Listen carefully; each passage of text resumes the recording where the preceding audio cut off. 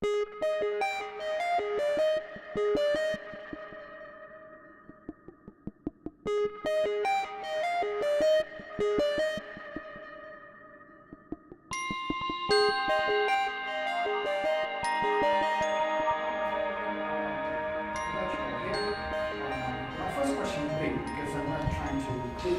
that I told yesterday.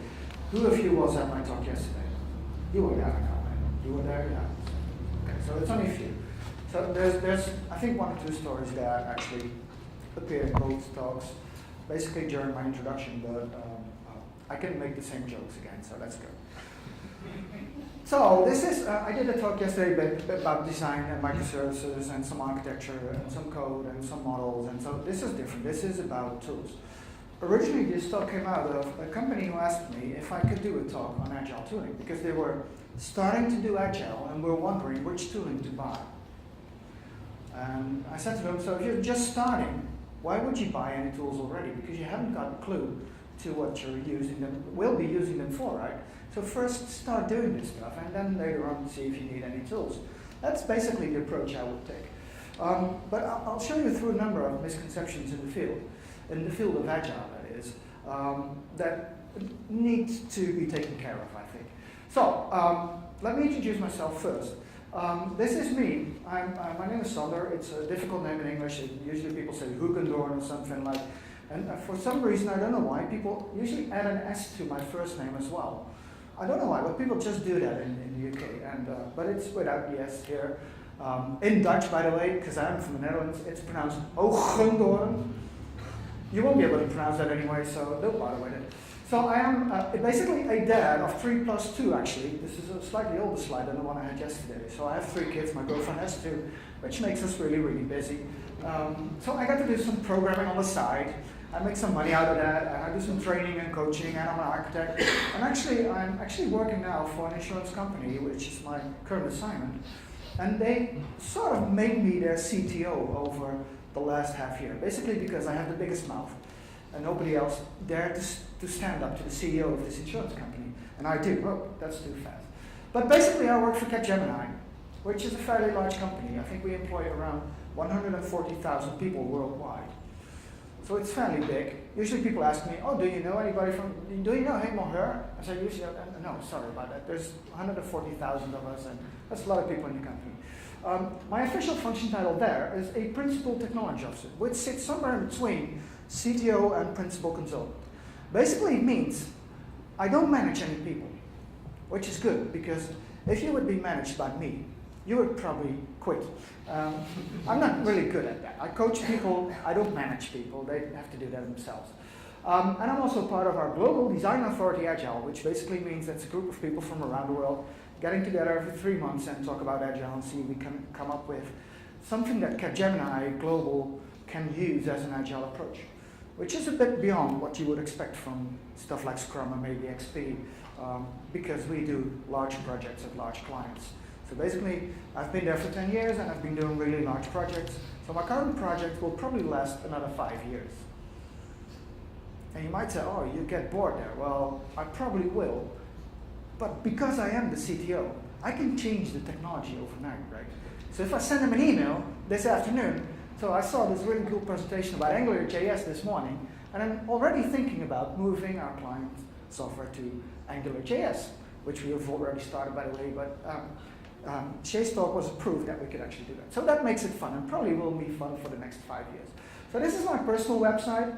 This is my Twitter tag if you feel the need to tweet about this stuff.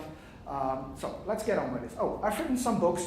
You won't be able to read these because these 2 are in Dutch, and this one is in German. It's quite similar. I mean, it has a different title.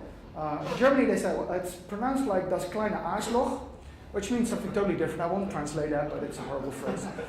So it also came out in English, so it's available on Amazon, both in the US and in the UK and in Canada, wherever you buy it.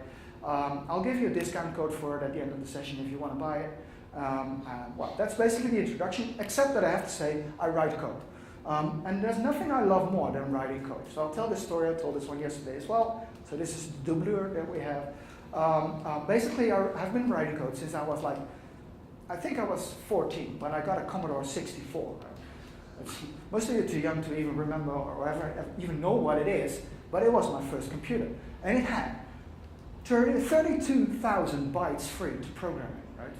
So, and we could do that, actually. We could build nice programs and games in it and stuff. And so my previous project was at the Dutch Social Security Agency. We were writing a big web application on top of their COBOL installations. And they have huge COBOL installations, like 100 million lines of code in there, and it's enormous. So they're never going to get rid of it, so we said, oh, let's build some web applications on top of it, because the more modern users, basically, what they needed is more support, because the old users, they were used to the character-based screens, right? And they know all the codes by heart, but the newer generation of users, they're probably over 45 as well, they didn't know all the codes, so they needed drop-downs. Well, in a character-based screen, it's very hard to program a drop-down. It doesn't exist, right? So we created web applications just for this purpose. And that's a cool project. So I was doing some JavaScript to make sure that people wouldn't leave the page if they've already entered some data. So I was typing away some JavaScript, did some testing, and I was still working out how to figure it out, put some alerts on screen. When the project manager, in all his wisdom, I'll talk about project managers a bit later on, decided to do a demo at the CEO of the Dutch Social Security Agency. And after an hour, he sent me an email with a screen grab in it, and he asked a question saying, are there any more of these pop-ups coming up? So basically, that's my job, right? I write these little alerts that pop up on your webpage, and so it's always fun looking at other people's code, right? There's always comments in like this and stuff, and it's always fun to do. So I love writing code, and I love doing it every day. So that's me. So let's first start. I'm not going to explain to you what Agile is, because I assume you already know. So I suppose all of you are in Agile projects, right? Who of you isn't? Okay, well, still a few. Well, this is not going to be an introduction into Agile. It's going to be bashing Agile a bit, because I have been doing Agile for quite a while now, and well, you learn a lot of stuff in doing Agile, a lot of the sense and nonsense of what Agile is. So let me start with this one. So a while ago, I tweeted this thing saying, I just witnessed a 10 million euro classical waterfall software development project fail miserably. What's your feedback? So what do you think people said? So what do you think people replied to this one? Well, it's the answer you might expect, right? People said, well, basically, they should have never used waterfall anyway, because waterfall fails, right? We all know that waterfall fails. One of them said, does the name of the project coincidentally start with a C? So basically, if you're in a project which names start with a C, you're doomed. I guess that is the case. So I named the project starting with a U, and so it's different. So anyway, so basically, if you do waterfall and your project fails, it's your own fault. You shouldn't have used waterfall. So it's basically the methodology that doesn't work, right? Waterfall doesn't work. We know that, right? That's the case. So what if you talk about Scrum, for instance?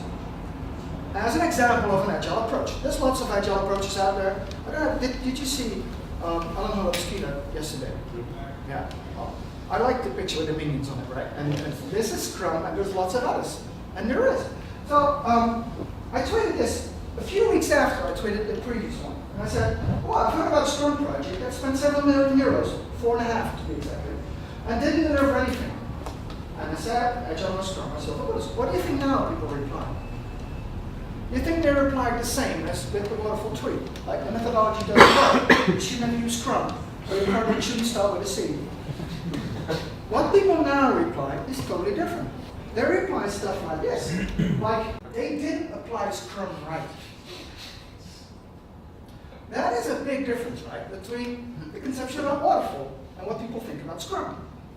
I think a lot of things about Scrum, but I'm not allowed to tell because I'm being taped. So, and they said, well, this project like they did Scrum but, which is the wrong way of doing Scrum. So it's apparently there's also a wrong way of doing Scrum, and it's even written down, so it's Scrum but. So this is a totally different idea, right? So if a Scrum project fails, and they do, by the way, I'll tell you some stories about failing Scrum projects anyway. So if a Scrum project fails, it is not the methodology that doesn't work. It's you're doing it wrong. So if you're doing a Scrum project and it fails, and they do, it's wrong.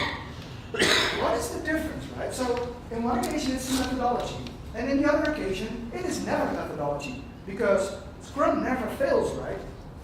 Well, basically, if you read the Scrum guide, which is 16 pages in all, it's very hard to fail by doing a project following these 60 pages because there's nothing in there. Now, I'm not saying you shouldn't do Scrum, because Scrum is a very good starting point. But that's basically it. It's a starting point, and not much more than that. So one of the things I do at Capgemini is something we call a flying squad. What on earth is that? Well, basically, because we're a large company in like 36 or 40 countries, if a project somewhat fails, they phone head offices, which are in Paris, and they say, can we have a flying squad? And then they find some experts in the field that this project is running in, like SAP. Usually SAP projects fail anyway, so but I don't do it. Well, it's basically because they're too big. But if Agile projects fail somewhere in the world, like Capgemini, they phone me up and say, could you come over to, let's name some arbitrary location, Brussels. Well, I could drive it, by the way, so it would be a driving spot. But it could also be Hollywood. I once witnessed a failing Scrum project in Hollywood. That's cool, right? Well, the project wasn't actually. We lost a lot of money on that. But so I see a lot of these failing Agile projects. And it's usually because they just do Scrum.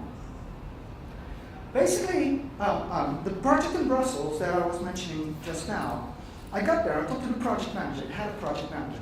Although, in the Scrum guide, the word project manager doesn't even appear in it.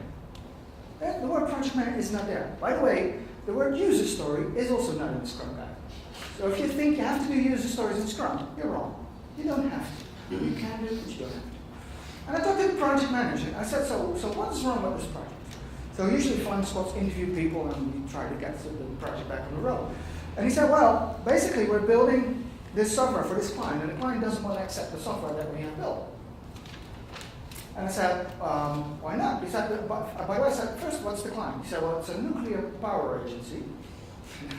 And we wrote software for that. It's scary stuff, right? And he said, well, basically, because there's no acceptance criteria.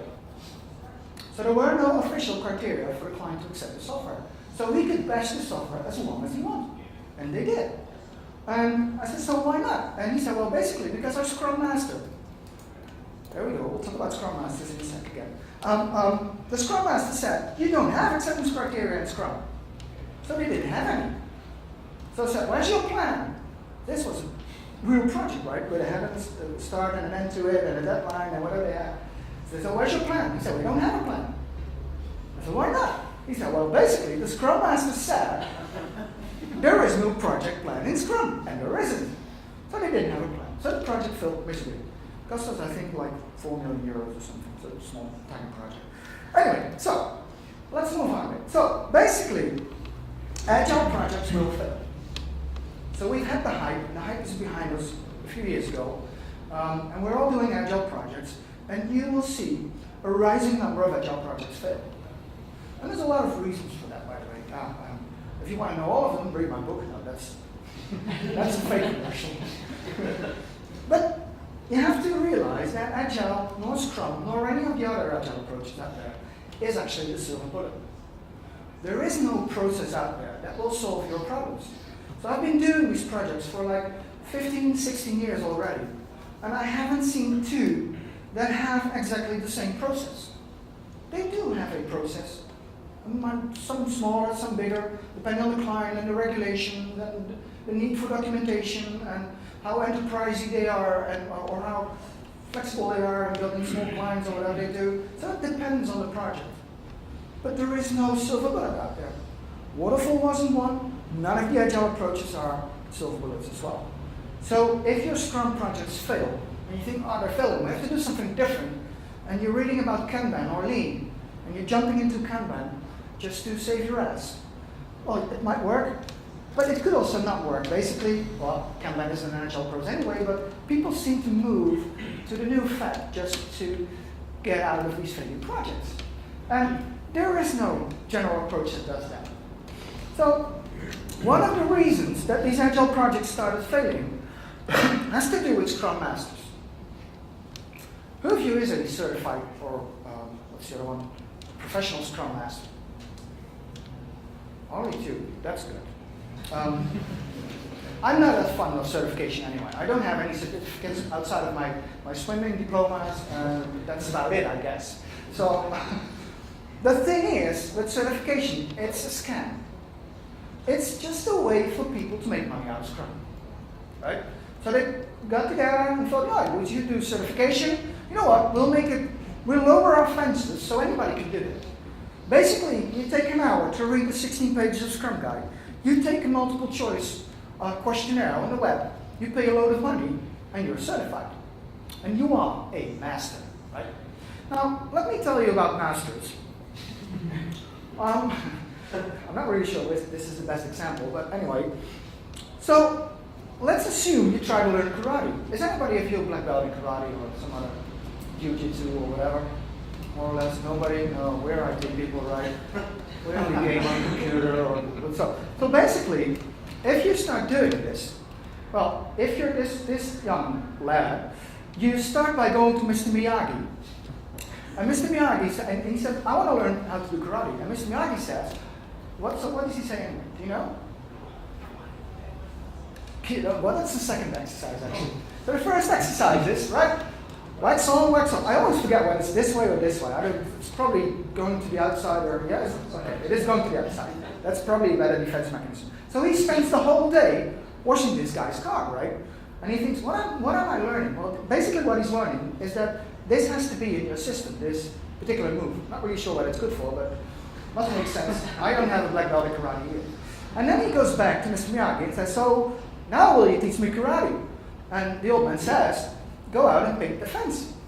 And he spends the whole day doing this, right? He paints the fence. Again, it's a very low-level exercise. But instead of, only if you're the karate kid, other than that, if you want to go to a black belt karate, become a real master, it takes you like 7 to 11 years to do that, right? So now let's get back to Scrum. If you want to be a Scrum Master, there's training courses for that because there's money to make out of training courses. And I'll be happy to give you a Scrum training course if you want. Just pay me big loads of money and then I'll come over. Anyway, so basically you take a 2-day training course. If you even do that, right? You can just read the Scrum Guide and you'll know enough about it just to do the exam and you'll pass. So you have like 0 experience, a certificate, and 2 days of training. People get in the field like that, right? If we hire new people at Capgemini, coming right out of school, they are sent to this particular certified, or I always forget which one, the least expensive one. So that's the CSM, right? Not the PSM. And they're sent to this course. And everybody's a Scrum Master. So in this previous project where I showed you the screen grab from, I had 5 certified Scrum Masters in there. None of them had been in an Agile project before. So none of them had any experience whatsoever in being an Agile project. So those are the people that go into projects to save the project, right? Those are the people that say, what do you mean acceptance criteria? We don't have acceptance criteria in Scrum. And they go off like this, right? So they're like, they go into the project and the whole team thinks, oh, he's going to save our ass, right? And he's going to make all the decisions that we don't dare to make and whatsoever. And he's going to be our hero with 2 days of training and certificate and no experience whatsoever. And these people going into that field, so it's just a one more metaphor. It's an interesting one. Is anybody of you a certified PADI dive master? Nope, not again? Okay, again? Okay, you are. So how many years of training and experience does that take to become that? Not much. Not much? No. Oh, that isn't good. No, that's why we get. So but to make the comparison to Scrum Mastery, it would mean that if I go out to get a diving course from a certified whatsoever PADI Scrum Master, it literally would mean that, well, if you are one, you would advise me how to go underwater without even having been underwater yourself. Suppose you've spent a lot of hours underwater, right? I have, yeah. Yeah, right. And that's the difference. If you're a Scrum Master, you can be a Scrum Master without ever having been underwater, right? And that is one of the big issues in this field now. And there's so many of these Scrum Masters, certified Scrum Masters out there, without the experience. So I'm not saying the experienced guys are wrong. It's just that there's a lot of inexperienced people in here. And they're treated like this, and that helps in failing projects. So, what's next? There's something else that I have to talk about this. There's no way around it. So I'm a hardcore software developer, right? Agile and the Agile Manifesto and whatever was in there back then came out of software development, right? If you look at, I thought I had the Agile Manifesto up on the next slide. If you read on top of the Agile Manifesto, it says this is all about software development. And it is. And what you see over the years, and it grows and grows, are these Agile communities that don't have anything to do with software development anymore. They don't write code. At best, they try to improve the world, or change the world, or whatever they do. And if you go to Agile conferences these days, I don't suppose I had on one of my decks earlier, 2 weeks ago, I printed the whole agenda of an Agile conference in Belgium. If you look at the program, there were like 4 or 5 parallel tracks for 2 days. There was only one talk that was about code. Only one. The rest of it was all stuff like this. The stuff that I call kindergarten Agile, it's like a lot of these Agile books and blogs are written in dialogue form, as if we're unable to read it otherwise, right? We're using a Kanban board to help with the project visibility. I hate this kind of stuff. It's just silly, right? I read children's books. I stopped visiting Agile conferences a while ago, but you get these strange quotes coming out of Agile conferences. Just follow them on Twitter and see what comes out. These are literally tweets from people visiting an Agile conference. What on earth do they mean? But make sure you don't miss the Agile elephant versus the waterfall elephant in the lobby. or this is one great one as well. This is the one from Jürgen Appel, I guess. But during this session, we are going to discuss the happiness index of projects. I purely and utterly hate this stuff. Like, add ready for celebration before the done column on your Kanban board. What the fuck? These kind of conferences should be made illegal, right? This hasn't got anything to do anymore with software development. Or this is, wow. If your retrospectives don't add value to your project, you should change your retrospectives. That is a very, very good idea. Why didn't I think of this before, right? That's a Scrum. Or this one. I hate this one. This is a guy speaking. I totally forgot his name. I made sure you couldn't recognize him. I really haven't got a clue who he was. But in his biography, at this point in time, he's like, so his name was here, so it's a short name. Invented several unique techniques. Well, they're unique, yes. Influence mandalas. Huh? Influence maps, supplication, exit and re-entry. Does that have to do with software development or something? The language of elegance. I hope it's a DSL. He invented the interview. Please, cereal box. What on earth does this have to do with software development? I don't know. Or why does everything have to be in Japanese, right? Can we just do it in plain English? Like a Gemba walk. You know what a Gemba walk is? Oh, it's basically your manager dropping by and looking how you're doing. That's about it. Our manager does that every day because he's part of our stand-up meeting anyway. So basically we have a daily Gemba walk. Right? Crap. Or everything has to be a game these days, right? There's not a single Agile conference that does not use tons of Lego blocks. It's sort of mandatory to have Lego blocks, right? No, I'm not. I love Lego, by the way, but except for Americans, they call it Legos. I don't know why. Why do they use a plural for that? I haven't got a clue. But everything has to be in gamification. Well, I love games, but I do want to write my code at the end of the day, right? It's not that I can spend the whole day doing gamification and improvement and or hiring a psychotherapist just to make sure people can do their work right. By the way, we have that. Yeah, it's terrible. So, there it is, the manifesto for Agile. Oh, what is it? The Agile software development, right? It's about writing working software. That's why we're in this field, right? Not to do influence mandalas or whatever you do, or create a happiness index. I hate that. So, now we're moving into the tool stuff. So I bashed a bit on Agile and the Agile communities. That's all good. Still, Agile is quite good, right? I use it every day, and I use the techniques and the principles in the discipline. So what about tools? Because people ask me about tools almost every day. So what tools should we use? What is the best tool for A, B, C, D, or whatever we do? And the quick answer is, I'll give you the quick answer so you can go to another talk. The quick answer, there is no ideal tool for your project. or for all your projects basically, because there's probably a best fitting tool for your project. And it's usually cheaper and easier than you might think. So, again, well, the Agile Manifesto basically says individuals and interactions over processes and tools. Now, there's a lot of different ways of interpreting this. One of them is, it has to be about individuals and interactions, and you cannot do processes and tools anymore. And I've literally had this discussion, basically with certified Scrum Masters, that they say, no, you cannot do processes and you cannot have tools. What do you mean you cannot have tools? This is a software development project. Have you ever seen a developer without a tool? Even Notepad is a tool, right? So even VI or whatever you might use, you have to have tools, right? There's no way you can do software development without tools. And there's loads of them, actually. So, and the same goes for this one. People say, you cannot have documentation in an Agile project. Yes, you can, as much as you need. Nothing more than that, but as much as you need, right? And that's different from project to project. So, again, a quote from Jürgen. Have you heard of Jürgen Upload? He wrote a great book called Management 3.0. Well, great book. It's a very thick book, actually.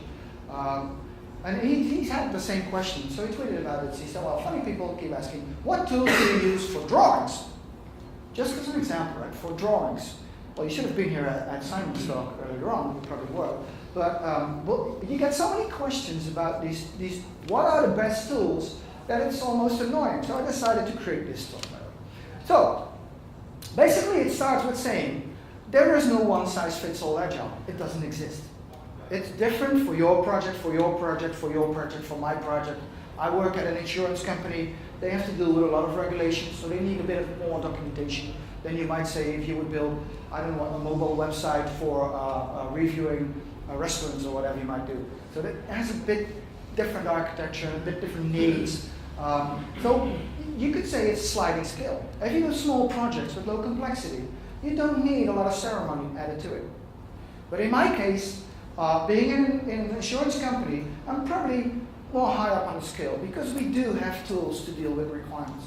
We do have UML modeling tools. And we do have to have an online dashboard because we're a distributed project. So we have to have some more ceremony. So the question would be, what tools do you recommend? So my question usually is that, so what tools do you want me to recommend? That's the easy one. I get hired to ask stupid questions, right? So the question I ask most is why. Start asking the question why a lot, right? That's good. So basically I have to say it depends. But that's a typical Scrum answer, right? So it depends. So what do you do when A, B, or C? Oh, it depends. It's the best answer you can give as a Scrum Master. They'll probably teach you. In one of the Scrum Master courses that we had in the Netherlands, people actually learned how to rip off a post-it from a blog. That's right, yeah. So you know that? How to do that? It's in my book how to do that, by the way. I just wrote it down as an anecdote. If you have a post-it block and you have the glue piece on, I don't know what it's called in English, but the glue on top of it, right? What people usually do, they rip it off from bottom to top, right? And if you do that, the line of glue will curl around, which means it fall off. The thing will fall off your wall or whatever you put it on within a few days. But if you rip it off, again, the glue line is here, from left to right, it doesn't happen. So they stick longer. That's good, right? I've learned that from a Scrum Master who went to a Scrum Master training where they actually taught that. Yeah, it happens. So what about tools? So basically the first thing you'd have to say, it is not the tool that does the job. It is you who does the job. So no matter what tool you're using, it doesn't really matter actually. Well, it does matter a bit, but it will never get the job done. There is no tool in the world out there that does that. No code generation tools, no development tools, no continuous delivery tools, whatever you might have, that will actually do the job for you. You don't have to do a lot of work, and especially a lot of thinking. So when I started at my current client, they were using Eclipse. It's a Java shop. They used Eclipse. And some developers came in and said, oh no, you should never use Eclipse, you should use IntelliJ. And basically developers said, well, so they got into a battle between IntelliJ and Eclipse, and they decided that you could use either one of them. Just the one that fits you best. And over time, by the way, there's only 2 people who still use Eclipse, and the rest of them moved on to IntelliJ. For me, that was good because I come out of I did Microsoft development for over a decade, and with Visual Studio we use ReSharper, right? ReSharper is the best. Well, if I could recommend one tool, I would recommend ReSharper. And the funny thing is, IntelliJ, also coming from JetBrains, has the same shortcuts. So I switched on IntelliJ with these other guys coming from Eclipse, and I was like, they were like, how do you know? You haven't done Java in like a decade. So yeah, well, I know the shortcuts, basically. Control-Shift-N still works and everything. So they did a good job. So anyway, developers have to have tools.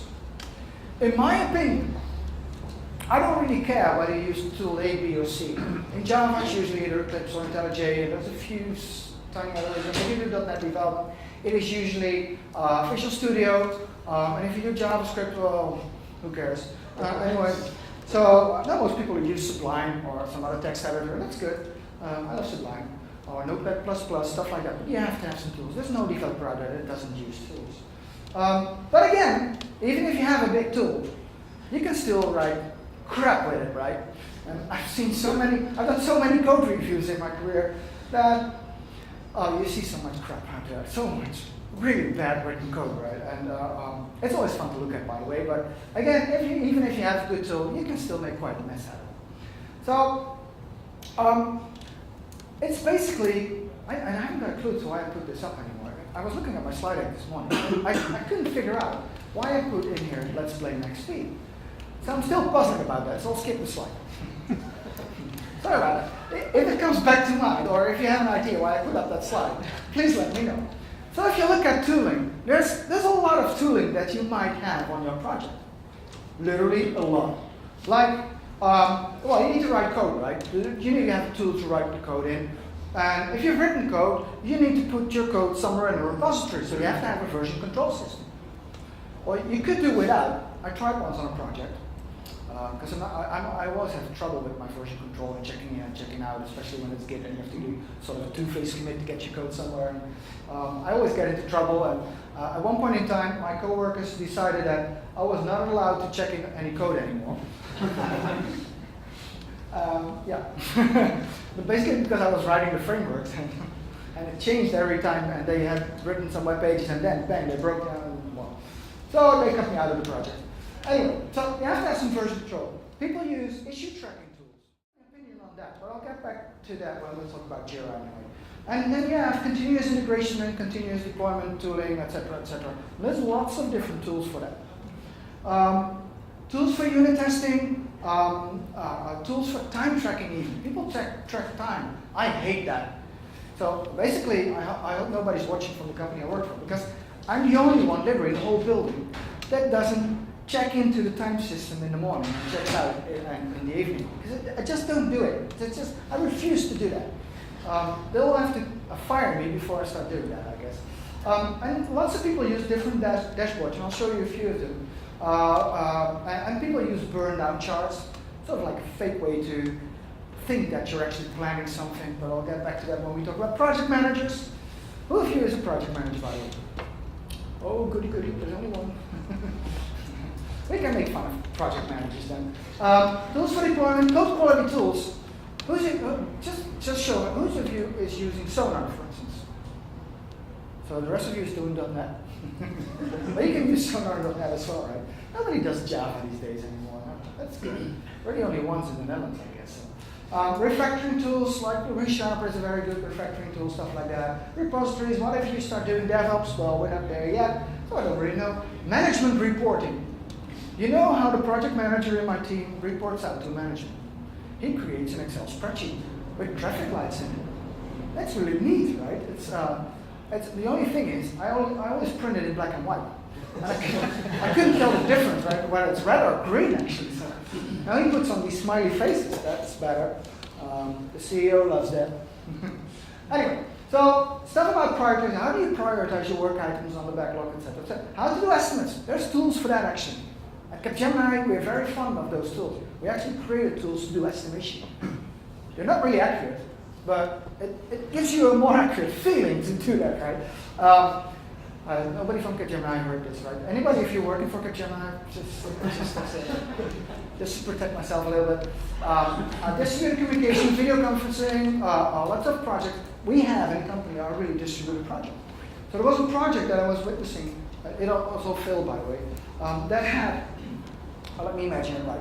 So the client was in Dubai and in New York, in Singapore and New York. The test team was in Stockholm. The development team was in Wrocław in Poland, and the requirements people were in Germany somewhere. So that was the project setup, right? And that was quite complex, and they used a lot of video chats and Google Hangouts and stuff like to be able to even communicate with each other. And that makes a project really, really hard. Because basically, the bigger the distance gets, the harder it is to communicate. And that starts already with if you're not sitting in the same room. So the best thing is always to sit in the same room.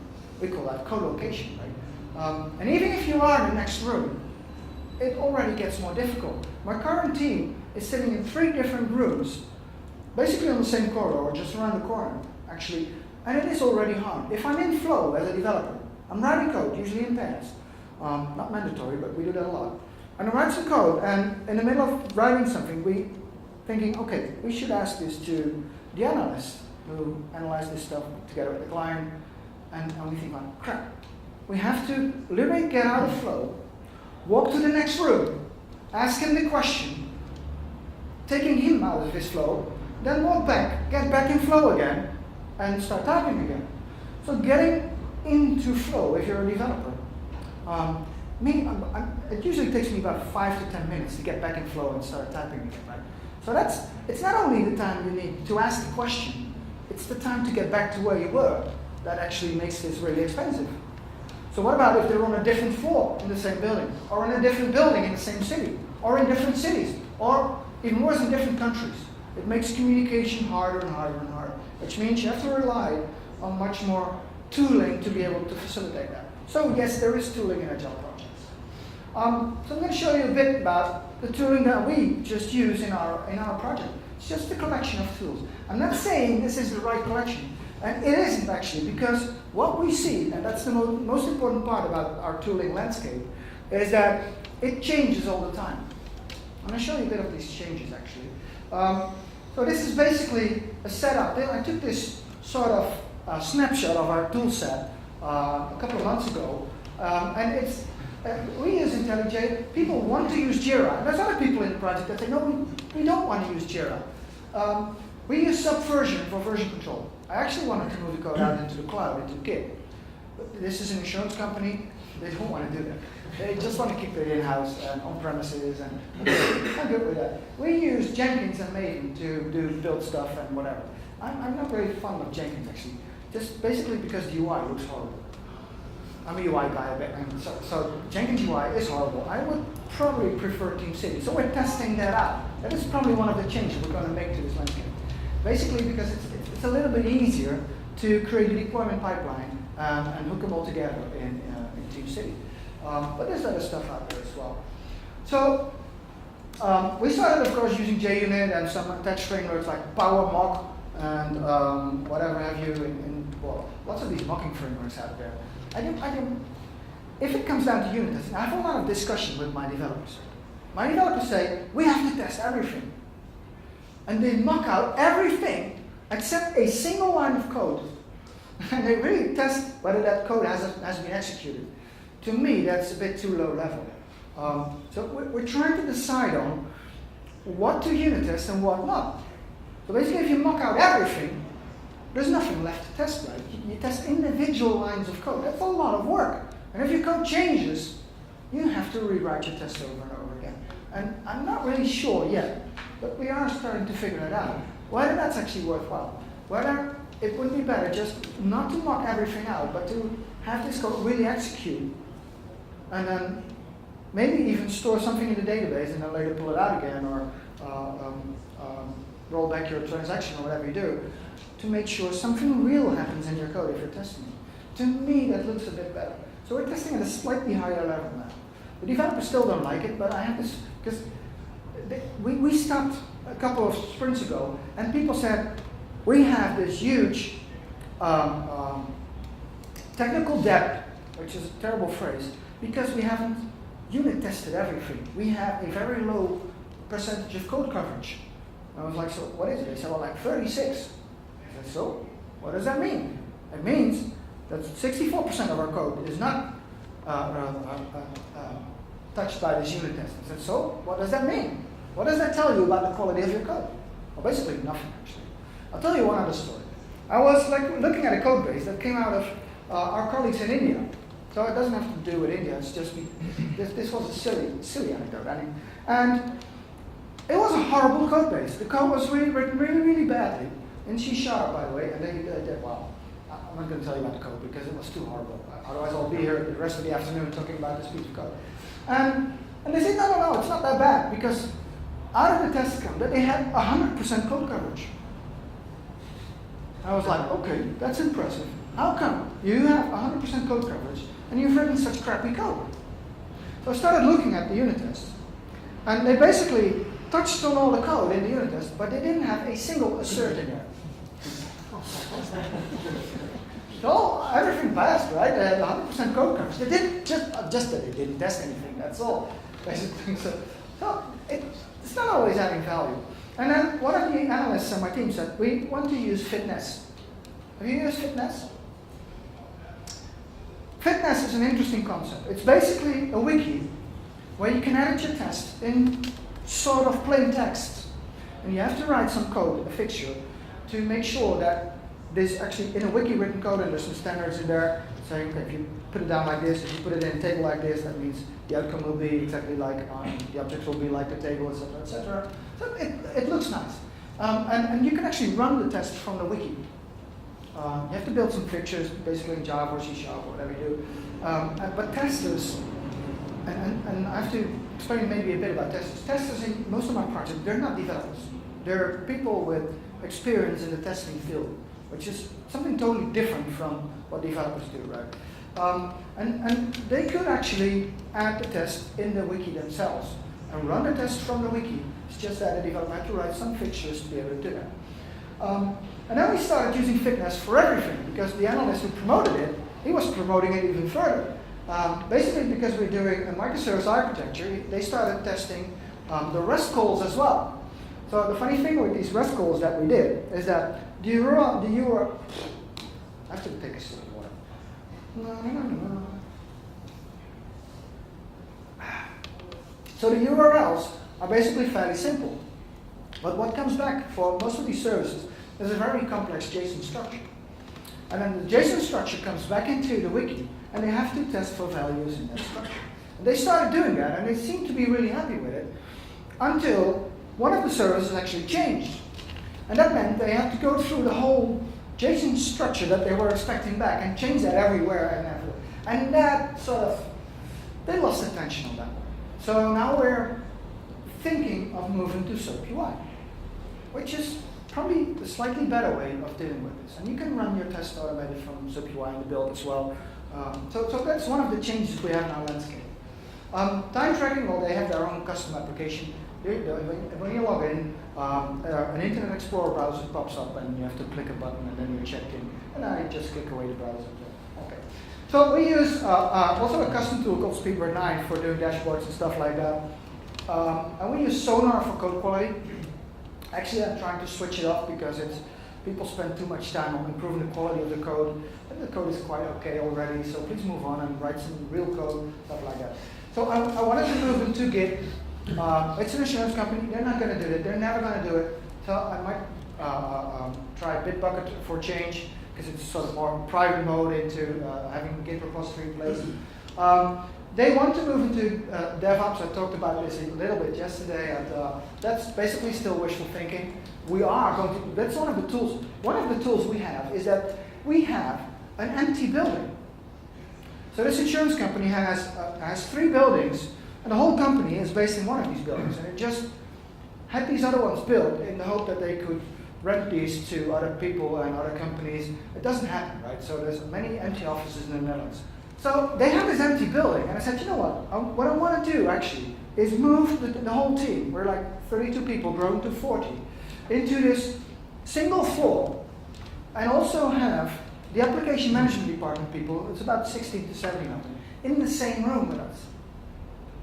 We're not dealing with them every day yet, but as soon as our microservices are going to hit acceptance and UAT and are in production, we will have to deal with these people every day, and they will have to deal with us. That's even worse, I guess.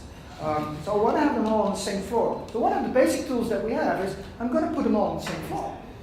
Hopefully, they will start communicating with one another. Not really sure that they will do that, but because they haven't done it for like over 6 years, right? So the application management people are now on floor 1, we're on floor 2. They don't talk to each other. Even at lunch, they don't lunch with each other. It's like two very different departments not talking to each other and doing the same thing. So for dashboarding and prioritization, there's a company called 3M that has some magnificent tools for that. They're really cheap, and well, I'll show you some pictures of that. We use Post-its for basically everything in the kitchen sink. I love Post-its. I always have this discussion with my son about what is the most useful invention ever. And I'm going for Post-it, and he goes for duct tape. And the funny thing is, where's duct tape from? Well, it's from 3M again. That's a cool company, right? So do they also build software at 3M? I don't know. So we use some estimation technique, but it's fairly rough. And the thing with this estimation is that we have a project manager on the team. Do you have project managers on your Agile projects? Why? Basically because they are available in the company, right? They're there. They have to do something. Yeah, it's going to create a report, right? That's exactly what they do. I tell you one thing. I got a picture yesterday when I was sitting in one of the talks from one of the testers in my team that the project manager had hung up some posters with each of the teams, and it says the project is called UPK, and it says the 10 commandments in UPK. So he wrote down 10 commandments, and he printed it out and put it all on board, like thou shalt not do whatever, stuff like that. And I was like, oh my god. Oh, that's what project managers do, by the way. But our project manager, I'm part of the steering committee. I don't want to be. I hate meetings like that, but anyway, I'm in the steering committee. So last Monday, he came up with a spreadsheet, and it said, oh, this and this piece of software, the deadline is January 1st, 2015. And I'm like, how do you know? He said, well, that's the deadline. I said, yeah. So you think we'll be able to finish the software on that date, right? He said, yeah. I'm expecting that. And I'm like, how do you know we can do that? He said, no, it doesn't matter. It has to be done by then. And I'm like, so what if it isn't? And he said, well, it has to be done by then. And I said again, so what if it isn't? And well, there's not much you can do, right? You can size up your team or create more teams better. We've done both exercises. We started off as one team, and it grew to 30 people, and became too big. Actually, the stand-up meeting in the morning was growing and growing. It took longer and longer until a point that we said, well, this is probably not the best way to work together. So we are continuously changing the setup of the teams. We literally changed it a couple of weeks ago from one team of 30 people to 4 small teams. 30 people doesn't have, right? They're teams of like 6 to 7 people, including the product owner. And we now have 4 teams. And what I see now is that there's a really big difference between the setup we had a couple of weeks ago and the setup we have now, is that the people in the teams, we have a business analyst in each of the teams. You might wonder, is there a business analyst in Agile projects? Well, there is in ours, just because they have to, right? And they have to do work too. When I looked at these people, they weren't, there was no full-time job for them, but they were employed full-time, right? So they literally spent half of their days just browsing the internet, which is really good because basically my son's phone broke down. So I went to one of these analysts and said, could you please look up how we can repair this? And he looked it up, and he even ordered the parts and repaired my phone while sitting at his desk at the client. Right? I'm very grateful for that, by the way. That's not really the job you should have. The funny thing is, when we changed it to working with smaller teams, what I literally saw is that he was working with one of the developers, a female developer, by the way. So it adds to the, I don't know what it's called anymore. Neil talked about it yesterday. It adds to the general intelligence, right? To have women. What did Neil say yesterday? You weren't at Neil's keynote? You should have been there. It's about raising the overall intelligence of the team if there's women on the team. I have 4 on my team, which is good. So we're a very intelligent team, I guess. So what you see is that this analyst is actually working together really closely with 2 of the developers. They're actually now literally working with 3 of them for the whole day. So he's now, for the first time in years actually, he's been fully active the whole day. And he actually came up to me, he said, at the end of the day, he said, "Oh God, I'm really tired." I said to him, "That must be a really new experience, right?" So, I know he said, okay, for work items and managing work items and creating work items and requirements, we use a UML tool. Yes, we do. UML is still good for doing requirements and domain-driven design and stuff like that. You don't have to use it for architecture. Otherwise, Simon, who was here just before me, will get angry with me if I say that. You don't have to use it for architecture, but it's really good for domain-driven design, and it's really good for modeling use cases and stuff like that. And state chart diagrams if you feel the need to do that. So yes, we do use it because they need a lot of documentation at this particular client. And we didn't want to put it in a bunch of Word documents because they get as inconsistent as they can be, and they can be really, really horrible. And we use a wiki basically for all of the other documentation.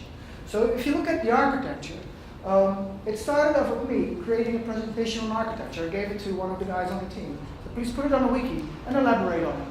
So they started elaborating on it, and every time we come up with something new that we should add to the architecture, we just add it and we write some few lines on the wiki and it's there. Right? And it's there for everybody to see. That doesn't mean that everybody reads it. In my experience, wikis are a very nice way of adding stuff to it. But the problem is nobody reads it. That is my personal experience with wikis. And we have loads of interesting stuff on that. You could probably fill a good book on software architecture with what's now on the wiki there. But half of the team hasn't even read it. So there's other ways you have to use to convey your software architecture to your teams. Or to talk about different decisions that you made in building up frameworks. And we do that all the time. We take, every week, we take an hour, usually on Friday afternoon, with the developers basically, sit down and see what we have changed over the week on our frameworks. Because it's growing and growing, right? We write our own UI frameworks on top of the existing ones. We write stuff to be able to use REST and services and stuff like that. And it adds up, right? So with the whole bunch of developers that we have, like 10 or 12, I don't know how, if they're all there, we do this weekly meeting where we sort of interact with each other. So we've changed this. Oh, that means we should probably change that as well. Yes, you should. Because you need to be able to convey that to the whole team if your team is bigger than that. And a wiki, it works to write it down, so you have it documented, but it doesn't work for conveying your knowledge and what you do to other people. So here's the wiki. I have some screen caps here. So here's the wiki in my current project. Here's how we do use case modeling. I talked about this a bit yesterday. So every little oval here is a use case that gets implemented into a class in our systems and in our components as well. And we write down the use cases in a stepwise approach. So these are called structured scenarios. So you have the scenarios and you have the alternative flows here, and it helps us to keep up with the requirements. This is basically how we deal with requirements. It's very brief, but we do these requirement sessions where we actually write these scenarios in design sessions with the tester, the developer, the business analyst, and the product owner, who isn't a real client, by the way.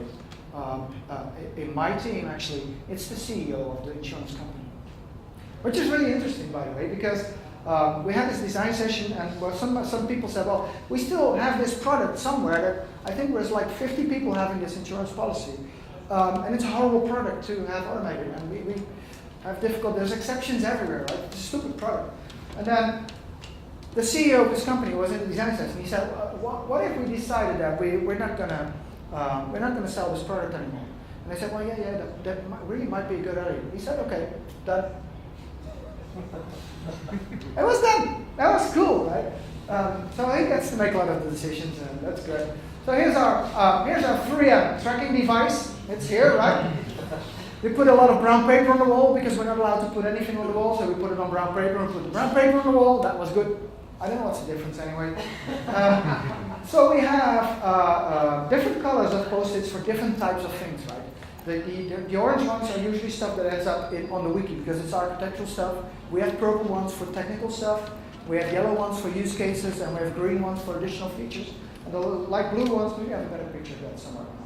Probably shows it. And the blue ones are actually, they have the names of the people in the team on there. So it says, I'm working on this one because it's not magnetic, so we kind of put up magnets for that. And this is the way we track our process. It works. It works really great. Except for the project manager, who uses this one. This is Speedbird 9, which is actually a tool my team and I built a while ago because we were doing distributed projects, and 10 years ago we couldn't find any other tools that actually did the same on the internet, so we built this one. By the way, it's free and it's open. You can actually create an account on www.speedbird9.com and just start using it or whatever. So the project manager uses this one, which is an electronic version of this one actually. It's exactly the same, and that's part of his job, to keep this one up every day. So as soon as we move something here at the stand-up meeting, he's like, oh, which one moved? And he then moves it here to the next moment. And you might question, why are you doing this? Well, basically, electronic dashboards, and this is just an example of that, are an interesting way of keeping track of where you are on the project, right? It helps you keep track of your burn down charts or your burn out charts or whatever you use, although they're never quite accurate, but it helps to track that. And the thing is, with the paper version, it doesn't track anything. So if you want to track something, check out tools that actually do that a bit. But make sure that it's only the project manager who changes stuff, because it's for the rest of the team, it doesn't add value, right? There's another use in an electronic dashboard, is that eventually, if your post-its are on the board long enough, they will fall off. And that's a big difference with the electronic boards like this one. It doesn't fall off, right? It's just staying there until the application crashes or whatever it does, right? So you can have things like this, burn-up charts, and if you look at the Agile dashboards that are out there, they're all doing this, right? And I'm a bit of, a lot of project use, who is using a burn-down chart or burn-down charts? Okay. We tend to use burn-up charts. There's a slight difference in there. And if you want to read more detail, read my book. Nah, I should stop saying, oh, I'm not allowed to walk out of this stupid boundary here. Anyway, so the difference between a burn-down chart and a burn-up chart is, in a burn-down chart, you start here and you go down to 0, right? And as soon as you pass the ground line, the project is done. That's basically the idea of a burn-down chart. The problem with that is, it is not really clear how much change you have in the scope of your project. If you do the other way around, saying, okay, I'm just going to add up the points that we've earned, and I'm also going to add up the points that make up our total scope. And what you see here is, probably we're here in the project, is that the scope is growing and growing. And if you do it like this, it's much more visible how much your scope change is. I did this for a project that had that ran for like 3 years and had like, I don't know, 125 iterations, 2-week iterations, something like that. And we followed the scopes change throughout the project in a single burn-up chart.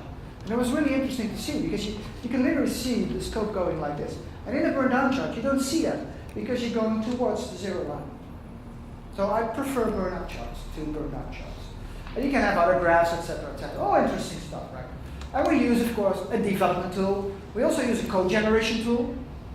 So I have discussions that people say, no, you're not allowed to do code generation or model-driven, whatever you do on an Agile project. Why not? Well, because it's not there. It says individuals, interactions, or processes and tools. Yes, but this saves time, right? And helps improve the quality of our code. By the way, we're stupid. We build our own code generator. It's called Tobago. It's free. It reads the UML model and spits out code using your own templates, basic stuff. But it helps to sort of keep out the repetitive work and keep up the quality of the code. And especially if you start changing, let's say, your base classes in your code, it's very handy to say, okay, I've got this domain model of over 50 classes. Let's regenerate the code, and we're done, right? And that helps with that kind of change. Not saying you have to, but it's a nice addition too. So fitness, this is a screen grab of fitness. What you see here is actually a test. And you set it up like this. So this particular piece of code, the fixture that is underneath here, it takes in a bunch of parameters, and this is what you expect from it. And it's actually reading Fitness is actually reading this setup and basic output, and it reads the columns in the tables to make sure that that is exactly what comes out. So in this case, out comes a whole bunch of stuff, a collection of whatever it is. It's payments here.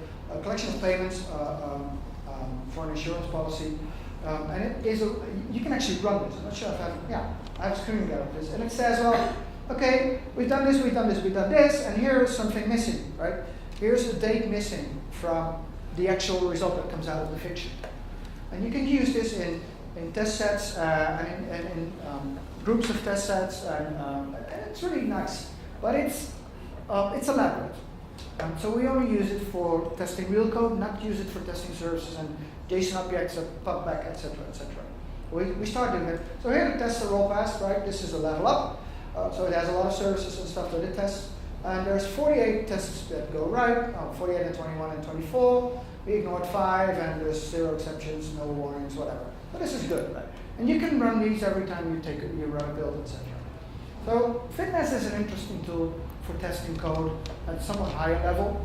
It's not really good for testing results of services where you have huge JSON objects coming back. You can also use it, by the way, to test UI, test web applications. You can actually sort of program down. So if I put in this value in that field, this value in that field, I press that button, out must come this result. Testers can actually do that. The only requirement is that the controls on your UI and your web pages have to have specific IDs that you can refer to. Now, if you're using a server-side technology such as JSP, or in our case JSF, or ASP web forms, or whatever you do, it generates the IDs for you, right? And they're different from what you might expect. So the client ID is not the same as the ID you have on the server side. So you have to figure out what the client ID is. But because they're generated, if you add another control in between, these client-side IDs change. So you have to figure out a way to create your own client-side IDs using some tag that you might add to your HTML to be able to supply UI testing with Fitness.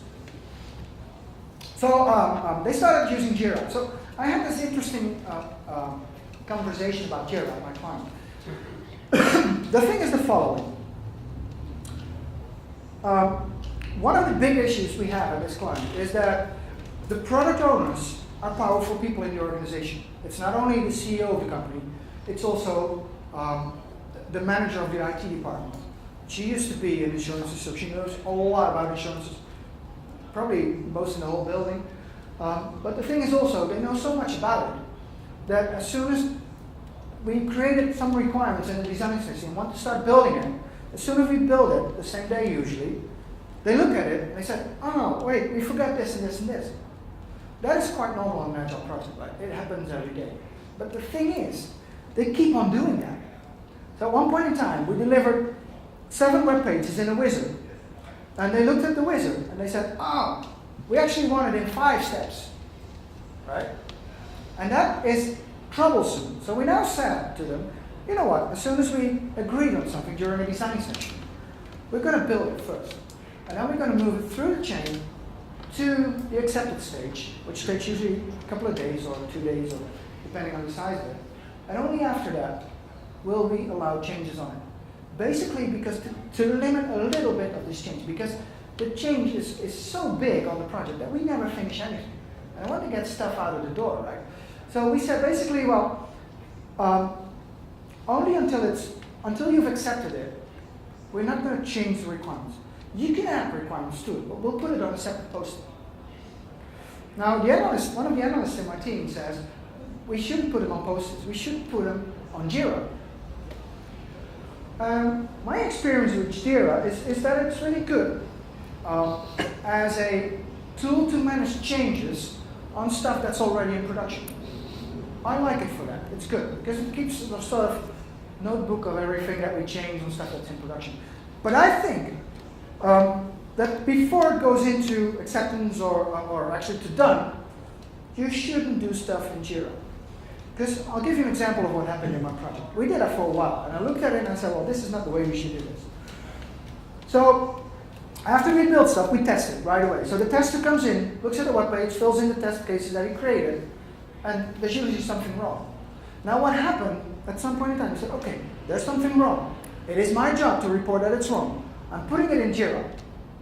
So he writes down, he creates an issue in Jira with a number on it. And then the issue goes to the developer. The developer looks at Jira, and I said, oh yeah, there's something wrong with it, I'll probably change it. You might think that's an interesting procedure, right?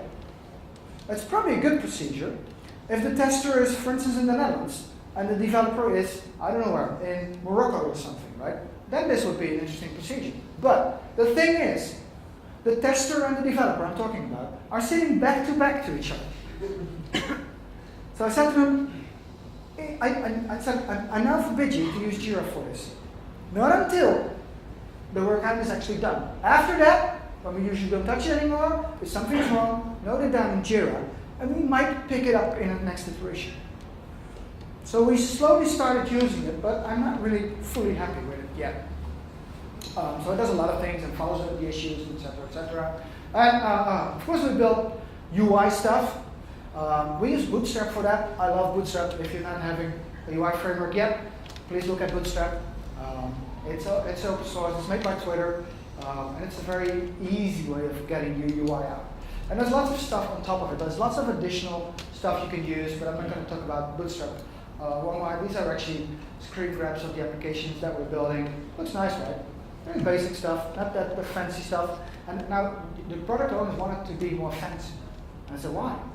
They said, well, it has to look more fancy. I said, you are building this for your own employees who are sitting here in the building. We'll never get outside anyway. So why do you want to make it more fancy? I said, yeah, because we're going to use this for the end users as well, who are people requesting insurances or well, just somewhere in the world, right? And they said, well, it probably changes anyway, so we'll just build it like this now, and we'll create it more fancy as soon as it hits the street, right? And not now. So that works. So a bit about the Agile project manager. So this was basically the tool set we have. Now, if you look at Agile tooling, or whatever it might be, it is usually tools for the Agile project manager. It's usually not the tools for us, the developers. But the thing is, if you look at Scrum, this is part of the Scrum guide. The word project manager is not there, right? So they have to think about how to keep themselves busy in our projects. And they do that. And there's lots of tooling out there. And usually companies who ask me, so what tools should we use? They've already investigated this stuff. And they found all these fancy tools. I'll show you a few of them. Like, oh, this is, I took an arbitrary number of tools and I just looked at what they promised actually. So here's one that says a good fit for anyone and everyone. Sounds deep, right? And it says, finally, an Agile management tool all teams can share whether Scrum savvy or not. So this is the final solution, right? This is the silver bullet. Well, there's another tool. Oh, and they always have these like street these, I don't know. He's not really pretty, but well, developers in general, oh well. Let's not talk about that anyway. So there's always these videos of credible people explaining why you should use this tool. It's a way to create street credibility for these tools. So Jira does a lot. Go Agile with ease. So if you use Jira, it becomes more easier, right? But unfortunately, there's other tools that make it even easier. So which one should you choose? Or the most intuitive Scrum tool you've ever tried? Well, I haven't tried any of them, but and it's called Scrum Wise, and it uses the most ugly font there is in the world. Comic Sans and then italic, which is the worst you can get, right? So, and then there's this other one that says the #1 Scrum software. What do you mean the number? I thought this one was the most intuitive, but only this one is the #1 Scrum software, right? Build better software. So you have. How do you build better software? By using a dashboard. It tracks what you're doing. That's it, right? It doesn't help you build better software. It's just what it does. So what should this Agile tooling do? Again, this is my team, right? See, this is the meeting where we're almost all of us together. We don't even fit in the room when we're all together, right? So we split it up. That was a good thing to do. So this gives a good sum up of what it's you. If you have a tool for an Agile project manager, but I think they could basically stick with Excel for quite a while. It works really well. is help you prioritize and plan, monitor the progress. I think that's a cool thing for online dashboards. And keeping track of that. And I don't know this one, set deadlines. I'm not really sure about this one. Don't do that, actually. So if you visualize this stuff, this is what a lot of people still do. This is terrible. And I think, wow, this is a Scrum task board. It is. Scrum task boards are terrible. The reason for that is plainly simple. It doesn't show where you are in the process. Now, I'm not saying have this rigor process. I'm saying it doesn't show it, right? Usually, if you look at these boards, I've seen quite a few of them. So here's stuff on to do, stuff in done. But usually, most of it is in here. So let's say all of these little, I don't know what shape they are anyway, but let's suppose they're halfway during the sprint. And all of this stuff is in progress. So what does that mean where you stand? It's all in progress. So it doesn't have, you don't know whether they're testing it, whether they're building it, whether they're, I don't know, shipping it off to some third-party vendor or whatever they do. So you don't see the progress. So my personal recommendation would be try to visualize your workflow, your work item workflow, which is basically what Kanban says, right? It says visualize your workflow. That means visualize sort of the steps that you have in implementing your work items. And it actually helps a lot in tracking where you are, and especially tracking where the issues are on that life cycle. So, well, this isn't really a clear example. So here you could say, because this is all new, so this one uses a command called in preparation, in iteration. So this is all the stuff they need to do in the current sprint. This is the stuff they're working on, which basically means developing. They do developer testing. Testing, there's nothing in testing, so that's good for the tester. And this is acceptance testing, which the client does, and then it goes to accept. You can have your own life cycle for doing this. My recommendation would be, if you do this, so this is one from my current project, and this is a new one because we've moved to smaller teams now, so we now have 4 of these. And they have a life cycle as well. It has a number of steps. But the life cycle is different from project to project, and even from types of work items. So the good thing about it is that you can track where the issues are. I wanted to say something else about it. Sort of slipped my mind. It's a long day. It's been a long night as well. Anyway, so it helps you visualize this stuff. I wanted to say something useful finally, but oh yeah, that's fun. So you can use it like this, but you can do it like this as well, as long as you take the steps in there. Right? Damn, I wish I could find it back. Well, I forgot. You can also overdo it. This is coming from one of our lean officers at Capgemini. They have made dashboarding an art. Right? They've created, for every project, they create like 40 different dashboards. Right? And there's people just creating all these dashboards. And it's all fun, but there's no visibility anymore. Right? It's too much. So don't overdo this stuff. Right? And they use this stuff. So this is an online video conferencing with people, I think, probably in India. And they have the dashboard on the side, and there's another one as well. So they basically created a dashboard that they also see on the other side, and that from both sides you can actually manipulate the dashboard while on a meeting. That's an interesting way of doing distributed project. It helps to sort of improve on the communication between different teams. And you have burn-up charge in most of these teams, or burn-down charge if you like. And there's most of them do stuff like this. So I'm unable to say, please use this one, because this is the best one. The best one for me is still have a paper board on the wall, put up your post-its on it. As long as you can do that, stick with it. Right? Don't start using these electronic boards just because you can, just because you have found a free trial or a 30-day trial that you get for free and you're stuck with it afterwards. Keep with the paper ones. Now, as opposed to the Agile hippies that I mentioned earlier, there's also something which I call the Agile suits. And the thing is, there's money to make in Agile. Companies have found that out. It used to be sort of this community of people who wanted to build better software, but there's companies that make money out of it. And if you look at this tooling that's out there, for most of the tooling in most of the areas in Agile, you can get this 60 days free trial, and then only after that you realize that you're stuck with a tool and you're going to have to pay for it. Most of them have some payment scheme. There are some free tools. There's even some open source stuff that you can download and use it. But most of them have some pricing schedule. So people want to make money out of it. It's not, they're not in this field for charity, right? It's companies that build these tools. It's companies that have to make money out of it, right? And there's different strategies for that. It's either you try to find something called street credibility. Atlassian is a good example of that. Other than that, or you do it through the boardroom. And lots of companies do that too, by the way. So the CEO of the company I now work for occasionally comes to me and says, well, I've had a visit from this and this company, and they're thinking of, they think we need this particular tool. And he has that about once a month, right? There's companies jumping into his office, wanting to sell him stuff for our Agile projects. And I'm hoping that he continually says no to them, right? Because we don't need it. He can make all decisions on buying stuff, of course, but I hope he still says no. So there's people dealing with the street credibility. Atlassian is a very good example. They show you funny movies of how to do distributed version control system. They're actually quite good. How to do pair programming stuff. And they hope to get in through the developers, right?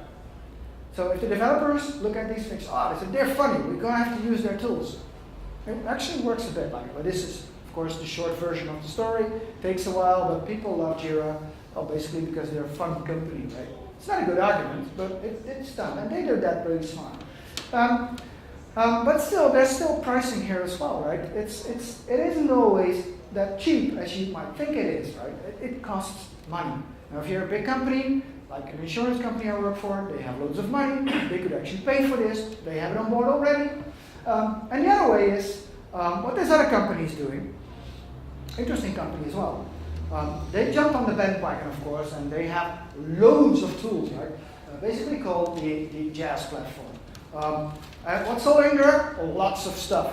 Lots of stuff of which I think, do I really need this in an Agile project? Like Rational Quality Manager, Rational Requirements Composer, Rational Asset Manager, Rational Rhapsody, and Rational Software Architect Design Management. I can't even pronounce it without breathing, but that's all. Lots of stuff in there. And I tried to really look for pricing on the website of IBM. It took me like an hour before I could literally find where the prices were. And there's lots more stuff they have, like ClickAce, ClickWest doors, lots of this stuff which I even don't know what is. Requisite Pro, of course, Software Architect for WebSphere software. You don't need all this stuff in an Agile project, guys. Especially if you work in a big company and these guys come in through the boardroom. Please make sure that your CEOs stay out of touch with these kinds of sales, because they'll buy you tools before you know it. There was a company I worked for as a client last year, really, really big international company. And they came up to me and said, yeah, we should really now decide on the tool. And the teams all want to use Jira, but we've just bought some licenses of IBM software. He said, how much? He said, well, we bought €1 million worth of licenses because it seemed useful, and now this whole company is stuck with this huge collection of tooling of which they haven't got a clue what to do with. So it's not always a good way to go through the boardroom. Right? So here's the pricing. It's really expensive stuff. It took me really a while to find this page. It's an interesting exercise. Go to the IBM website. Try to find out what the pricing is. Is anybody of you working for IBM or? I usually don't care, right? So usually, if you once jump into somebody's tool set, you have something which is called a vendor lock-in. You get locked into their tools. If you start using a particular electronic dashboard, and you've used it for a while, maybe in the free version, and move on to the paid version, you're stuck with it. It is very hard to get out. So if you start using this stuff, wait as long as possible before you start using these paid services that there are out there. And only if you really, really need that, then you move on to electronic dashboards, right? So back to Agile again. So for the last part, Agile is all about collaboration. It is not about tool A, B, C, or D. That doesn't mean you shouldn't have tools in there for doing stand-up meetings. Cool, right? Cool technique. Not really important, but it works quite well. Or doing design. In this particular case, we're just editing a Word document. It works fine in this project. I don't like doing requirements in Word, but that's the tool they use. Okay, we'll deal with that, and it worked. Tools for development, for testing, etc., acceptance, and even for evaluation. It's all, as you can see from the pictures, it is about collaboration. any tool that does the job to get you guys collaborating, and in my current team that was a tough job to get them all to work together, is good, right? Because it's basically the team that does the job. It is not the tools. Tools are okay, but the Yagni principle, you aren't going to need it. So only use it when you really, really need it. It's very valid for any tool in any area. Few of them are really mandatory, like a development tool, like source control, stuff like that. And almost everything else you can add on top of what you're doing. And it adds more ceremony to the project. So to wrap it up, this is what I was saying already. Agile, actually, there is no such thing as the ideal tool set for all projects. It's different from project to project. You have to choose for yourself what are useful tools for your project. And please start minimal, start at the bottom, and only if you need to add more ceremony to it, only then please do add the ceremony to it. So, well, it's the same recommendation. Start with the 3M suite, which is the best suite still around. Get some markers. By the way, if you also have whiteboards in the rooms, we use a lot of whiteboards to do drawings, etc. I love drawing on whiteboards. It's really great. But if you use markers for writing down your post-its, put them in a different location than the markers for your whiteboard, because you will ruin your whiteboard within a couple of weeks, right? So the best thing to do is, if you can't make a difference, only use whiteboard markers. Get rid of the permanent markers anyway. Just a small tip. Doesn't really add value, but it's a good tip. So that's it. And the thing is, this is basically the last thing I'll probably say, is that, well, probably not, because I talk too much anyway, but, so getting there, finding the ideal tool set, it takes time, it takes change. For instance, the current problem we have at my team is that we need to set up the pipeline, because we're doing a microservices architecture. We need to set up the deployment pipeline really, really fast. It's high urgency. We haven't decided on what tool to use there. So that's the point in time that we definitely need to do that. Why? Well, we need it now, so we need a tool set for that now. And we have to learn. Maybe we picked the wrong one. You can do that. It's okay to make mistakes in these things, right? You learn from that. Actually, you learn a lot more from making the mistakes than learning from not making mistakes at all. So you don't have to choose the right one right away. Start with one, take it slow, small steps, and then add up to it. And if the tool doesn't work, change it. So we got rid of most of the fitness stuff, and I'm moving back to SOAP UI for testing service, etc., etc. So if you have any additional questions, remarks, or whatsoever, don't hesitate to ask them. I'll be easy to reach afterwards through this email address and through my Twitter tag. And apart from that, thank you for being here. Don't forget to fill in the app, because they actually use that app to improve the next edition of Software Architect. And well, thank you for indulging me for 1.5 hours again, and I hope you have a good rest of the conference.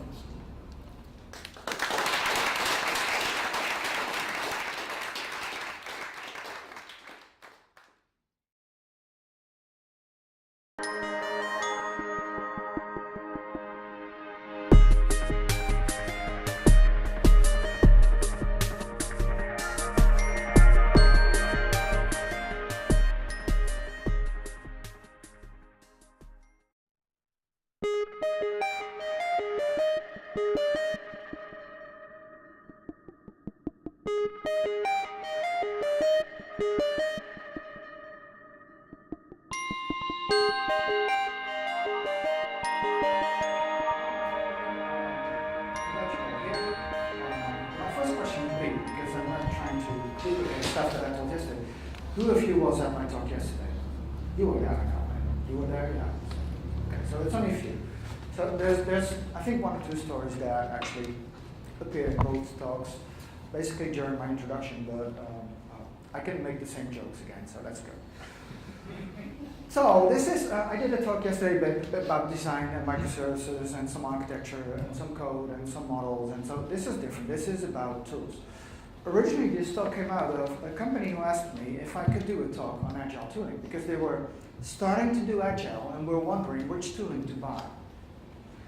And I said to them, so if you're just starting, why would you buy any tools already? Because you haven't got a clue to what you're using them, will be using them for, right? So first start doing this stuff, and then later on see if you need any tools. That's basically the approach I would take. But I'll show you through a number of misconceptions in the field of Agile, that is, that need to be taken care of, I think. So let me introduce myself first. This is me. My name is Sander. It's a difficult name in English. Usually people say Hoogendoorn or something like. And for some reason, I don't know why, people usually add an S to my first name as well. I don't know why, but people just do that in the UK. And but it's without the S here. In Dutch, by the way, because I'm from the Netherlands, it's pronounced Hoogendoorn. You won't be able to pronounce that anyway, so don't bother with it. So I am basically a dad of 3 plus 2, actually. This is a slightly older slide than the one I had yesterday, so I have waterfall. So it's basically the methodology that doesn't work, right? Waterfall doesn't work, we know that, right? That's the case. So what if you talk about Scrum, for instance? As an example of an Agile approach. There's lots of Agile approaches out there. I don't know, did you see Alan Holland's keynote yesterday? Yeah. Well, I like the picture with the minions on it, right? And this is Scrum, and there's lots of others. And there is. So I tweeted this a few weeks after I tweeted the previous one. And I said, well, I've heard about a Scrum project that spent several million euros, 4.5 to be exactly, and didn't deliver anything. And I said, Agile or Scrum. I said, what do you think now people reply? You think they replied the same as with the waterfall tree? Like the methodology doesn't work. You shouldn't use Scrum. Or your project shouldn't start with a C. What people now reply is totally different. They reply stuff like this, like they didn't apply Scrum right. That is a big difference, right, between the conception about waterfall and what people think about Scrum. I think a lot of things about Scrum, but I'm not allowed to tell because I'm being taped here. So, and they said, well, this project like they did Scrum but, which is the wrong way of doing Scrum. So it's apparently there's also a wrong way of doing Scrum, and it's even written down, so it's Scrum but. So this is a totally different idea, right? So if a Scrum project fails, and they do, by the way, I'll tell you some stories about failing Scrum projects anyway. So if a Scrum project fails, it is not a methodology that doesn't work. It's you're doing it wrong. So if you're doing a Scrum project and it fails, and they do, it's wrong. What is the difference, right? So in one occasion it's a methodology, and in the other occasion it is never a methodology, because Scrum never fails, right? Well, basically, if you read the Scrum guide, which is 16 pages in all, it's very hard to fail. My 3 kids, my girlfriend has 2, which makes us really, really busy. So I got to do some programming on the side. I make some money out of that, and I do some training and coaching, and I'm an architect. And I'm actually working now for an insurance company, which is my current assignment. And they sort of made me their CTO over the last half year, basically because I have the biggest mouth, and nobody else dared to stand up to the CEO of this insurance company, and I do. Oh, that's too fast. But basically I work for Capgemini, which is a fairly large company. I think we employ around 140,000 people worldwide. So it's fairly big. Usually people ask me, oh, do you know anybody do you know him or her? I say, usually, no, sorry about that. There's 140,000 of us, and that's a lot of people in the company. My official function title there is a Principal Technology Officer, which sits somewhere in between CTO and Principal Consultant. Basically it means I don't manage any people, which is good, because if you would be managed by me, you would probably quit. I'm not really good at that. I coach people, I don't manage people, they have to do that themselves. And I'm also part of our Global Design Authority Agile, which basically means that's a group of people from around the world getting together every 3 months and talk about Agile and see if we can come up with something that Capgemini Global can use as an Agile approach, which is a bit beyond what you would expect from stuff like Scrum or maybe XP, because we do large projects at large clients. So basically, I've been there for 10 years and I've been doing really large projects. So my current project will probably last another 5 years. And you might say, oh, you get bored there. Well, I probably will. But because I am the CTO, I can change the technology overnight, right? So if I send them an email this afternoon, so I saw this really cool presentation about AngularJS this morning, and I'm already thinking about moving our client software to AngularJS, which we have already started, by the way, but Shay's talk was a proof that we could actually do that. So that makes it fun, and probably will be fun for the next 5 years. So this is my personal website. This is my Twitter tag if you feel the need to tweet about this stuff. So let's get on with this. Oh, I've written some books. You won't be able to read these because these two are in Dutch. And this one is in German. It's quite similar. I mean, it has a different title. In Germany, they say, well, it's pronounced like das kleine Arschloch, which means something totally different. I won't translate that, but it's a horrible phrase. So it also came out in English. So it's available on Amazon, both in the US and in the UK and in Canada, wherever you buy it. I'll give you a discount code for it at the end of the session if you want to buy it. Well, that's basically the introduction, except that I have to say I write code. And there's nothing I love more than writing code. So I'll tell this story. I told this one yesterday as well. So this is the doublure that we have. Basically, I've been writing code since I was like, I think I was 14 when I got a Commodore 64. Most of you are too young to even remember or ever even know what it is, but it was my first computer. And it had 32,000 bytes free to programming, right? So, and we could do that actually. We could build nice programs and games in it and stuff. And so my previous project was at the Dutch Social Security Agency. We were writing a big web application on top of their COBOL installations. And they have huge COBOL installations, like 100 million lines of code in there, and it's enormous. So they're never going to get rid of it, so we said, oh, let's build some web applications on top of it, because the more modern users, basically, what they needed is more support, because the old users, they were used to the character-based screens, right? And they know all the codes by heart, but the newer generation of users, they're probably over 45 as well, they didn't know all the codes, so they needed drop-downs. Well, in a character-based screen, it's very hard to program a drop-down. It doesn't exist, right? So we created web applications just for this purpose. And that's a cool project. So I was doing some JavaScript to make sure that people wouldn't leave the page if they've already entered some data. So I was typing away some JavaScript, did some testing, and I was still working out how to figure it out, put some alerts on screen. When the project manager, in all his wisdom, I'll talk about project managers a bit later on, decided to do a demo at the CEO of the Dutch Social Security Agency. And after an hour, he sent me an email with a screen grab in it, and he asked the question saying, are there any more of these pop-ups coming up? So basically, that's my job, right? I write these little alerts that pop up on your webpage, and so it's always fun looking at other people's code, right? There's always comments in like this and stuff, and it's always fun to do. So I love writing code, and I love doing it every day. So that's me. So let's first start. I'm not going to explain to you what Agile is, because I assume you already know. So I suppose all of you are in Agile projects, right? Who of you isn't? Okay, well, still a few. Well, this is not going to be an introduction into Agile. It's going to be bashing Agile a bit, because I have been doing Agile for quite a while now, and well, you learn a lot of stuff in doing Agile, a lot of the sense and nonsense of what Agile is. So let me start with this one. So a while ago, I tweeted this thing saying, I just witnessed a 10 million euro classical waterfall software development project fail miserably. What's your feedback? So what do you think people said? So what do you think people replied to this one? Well, it's the answer you might expect, right? People said, well, basically, they should have never used waterfall anyway, because waterfall fails, right? We all know that waterfall fails. One of them said, does the name of the project coincidentally start with a C? So basically, if you're in a project which names start with a C, you're doomed. I guess that is the case. So I named the project starting with a U, and so it's different. So anyway, so basically, if you do waterfall and your project fails, it's your own fault. You shouldn't have used waterfall.